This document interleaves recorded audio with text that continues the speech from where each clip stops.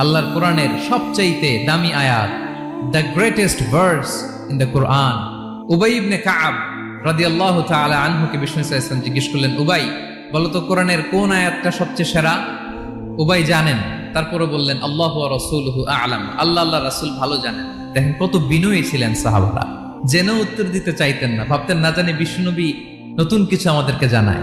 বিষ্ণুনবী আবার বললেন, তুমি কি জানো কোরআনের সবচেয়ে শ্রেষ্ঠ আয়াত কোনটা?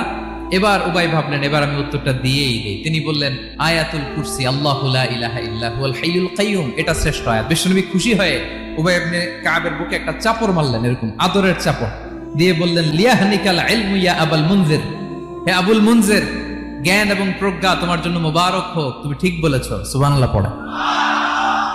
তাহলে এই প্রথম ইনফরমেশনটা আজকে জানলাম, কোরআনের সর্বশ্রেষ্ঠ আয়াতের নাম ৬,২৩৬টা আয়াতের মধ্যে থেকে সবচাইতে দামি আয়াত এটা।